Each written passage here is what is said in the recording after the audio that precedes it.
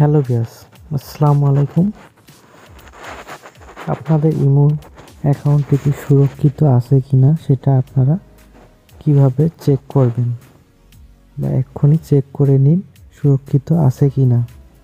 জন্য প্রথমে ইমো অ্যাপ্লিকেশনটি ওপেন করে নিতে হবে। নেওয়ার পর আমাদেরকে বাম দিকে যে প্রোফাইল চিহ্নটি দেখতে পাচ্ছি এখানে ক্লিক করতে হবে।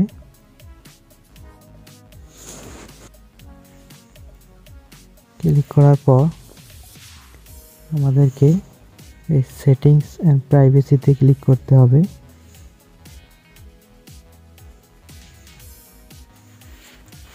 এরপর আমাদের প্রথমে একটি কাজ করতে হবে, এখানে খুঁজে নেবেন ম্যানেজ ডিভাইস অপশনটি।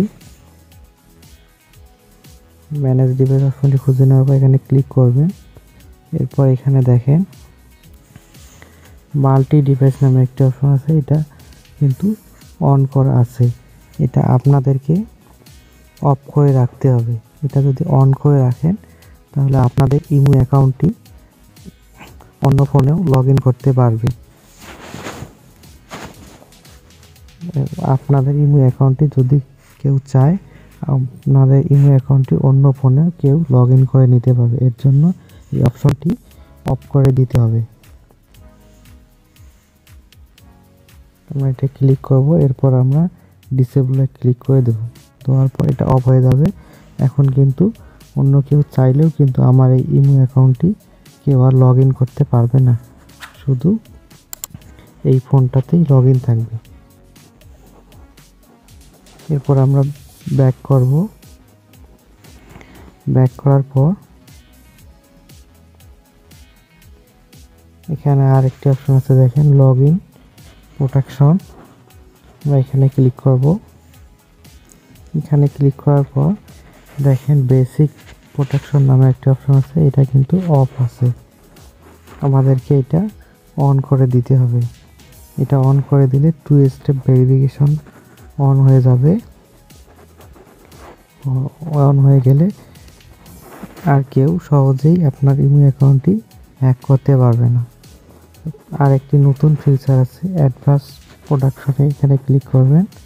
এখানে ক্লিক করার পর এখানে একটি অপশন আছে সিম বাইন্ডিং, আপনারা এটাই ইনেবল করে দিবেন। এটা ইনেবল করার পর এখানে ওকে যাবে, ওকেতে ক্লিক করবেন। অ্যালাউ চাবে, অ্যালাউতে ক্লিক করে দিবেন। এরপর একটি SMS এর মাধ্যমে একটি কোড আসবে, কলিং এর মাধ্যমে একটি কোড আসবে। আসার পর একটা ভেরিফিকেশন নিয়ে নেবে। নিয়ে নেওয়ার পর আপনার এই ইমো অ্যাকাউন্টটি আপনার ফোনে যতক্ষণ লগ ইন থাকবে, কোড না আসা পর্যন্ত কেউ এটা কিন্তু আর লগ ইন করতে পারবে না।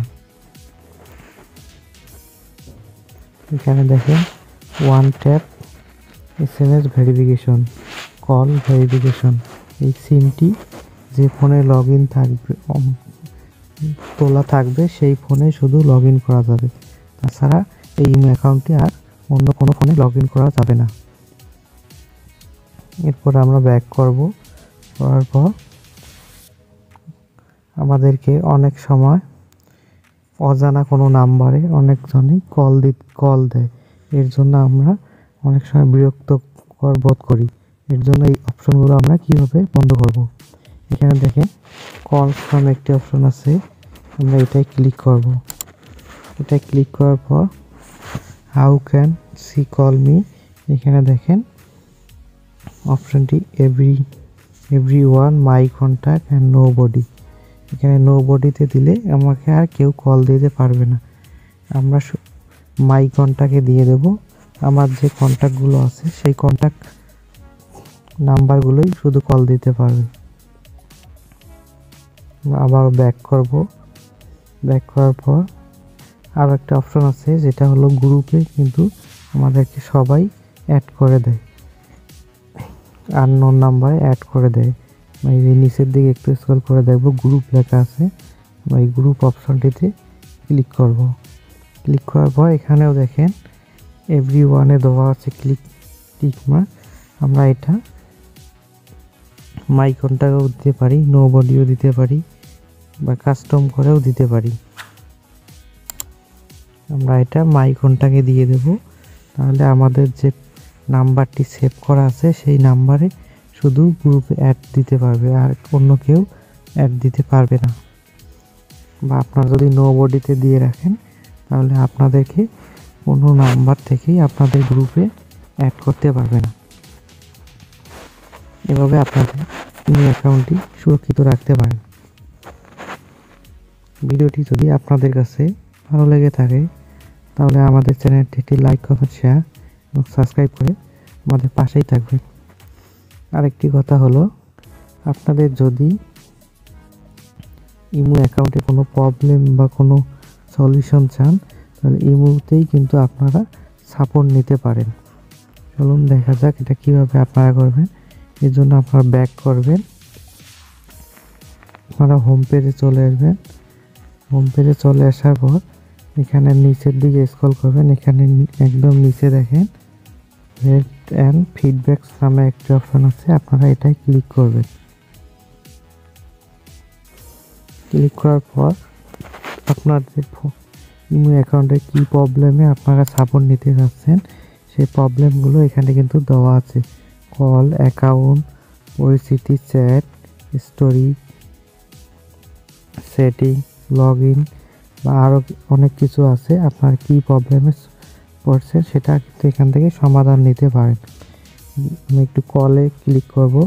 কলে ক্লিক করার পর এখানে দেখেন সাউন্ড প্রবলেম, কীভাবে গ্রুপ কল করব, অনেক কিছু দেওয়া আছে।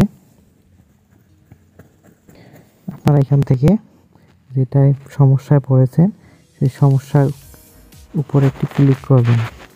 ক্লিক করার পর এখানে দেখেন আপনাদের কী কী প্রবলেম হয়েছে এখানে কিন্তু সব কিছু দেওয়া আছে এখানে সব। এরপর আপনারা এই টিক মার্কে ক্লিক করবেন, এটা সেন্ড হয়ে যাবে। হওয়ার পর এটা আশা করি প্রবলেমটি সলভ হয়ে যাবে। আর আপনার যদি এগুলো না থাকে, এগুলো প্রবলেম ছাড়া যদি অন্য কোনো প্রবলেম হয় তাহলে আপনাদেরকে একদম নিচে আসতে হবে।